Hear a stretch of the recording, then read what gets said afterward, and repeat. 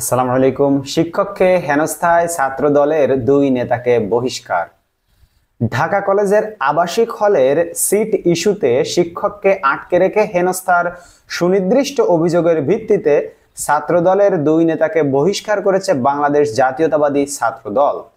সোমবার 23 সেপ্টেম্বর এক প্রেস বিজ্ঞপ্তিতে এ তথ্য জানান বাংলাদেশ জাতীয়তাবাদী ছাত্র দলের দফতর সম্পাদক মোহাম্মদ জাহাঙ্গীর আলম। প্রেস বিজ্ঞপ্তিতে বলা হয়, বাংলাদেশ জাতীয়তাবাদী ছাত্রদল কেন্দ্রীয় সংসদের সিদ্ধান্ত মোতাবেক সাংগঠনিক শৃঙ্খলা ভঙ্গের সুনির্দিষ্ট অভিযোগের ভিত্তিতে ঢাকা কলেজ শাখার সহসভাপতি সিরাজউদ্দিন বাবু ও সহ সাংগঠনিক সম্পাদক সাজ্জাদ হোসেন জেমিনকে সাংগঠনিক পদ থেকে বহিষ্কার করা হলো।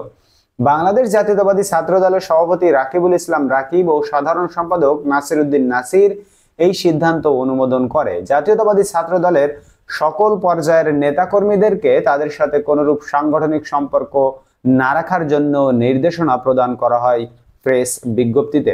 উল্লেখ্য, সোমবার 22 সেপ্টেম্বর দুপুর 2:30টার দিকে ঢাকা কলেজের অডিটোরিয়ামে আবাসিক হলের পূর্ব নির্ধারিত তালিকা অনুযায়ী সিট না পাওয়ায় সাউথ হলের প্রভোস্ট অধ্যাপক আনোয়ার মাহমুদকে আটকে রেখে হেনস্থার অভিযোগ উঠেছে। এ ঘটনায় গণমাধ্যম প্রকাশ হলে সমালোচনার মুখে পড়ে সংগঠনটি।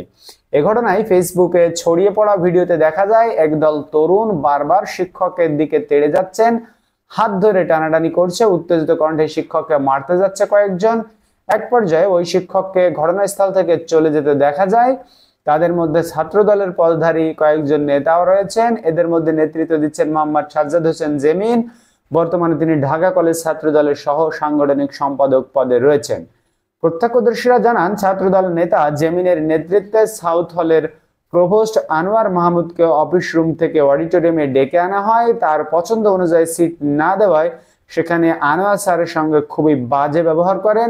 এক পর্যায়ে মারমুখী আচরণ করেন, তবে তাকে বারবার শান্ত করার চেষ্টা করেন উপস্থিত ছাত্র দলেরই কিছু নেতাকর্মী।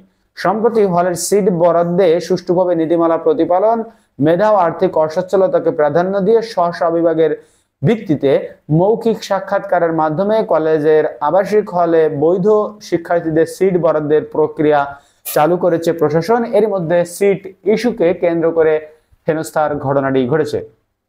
ধন্যবাদ বাংলাদেশ জাতীয়তাবাদী ছাত্র দলকে শিক্ষককে অপমান করার জন্য, তাদেরকে বহিষ্কার করার জন্য। ধন্যবাদ আপনাদেরকে যারা ভিডিওটি দেখছেন, যারা যেখান থেকে দেখছেন আমাদের চ্যানেলটিকে সাবস্ক্রাইব করে রাখুন। দেখা হবে পরবর্তী ভিডিওতে অন্য কোনো খবর নিয়ে। সেই পর্যন্ত আপনারা সকলে আল্লাহর মতো ভালো থাকবেন। এখন বিদায় নিচ্ছি। আল্লাহ হাফেজ।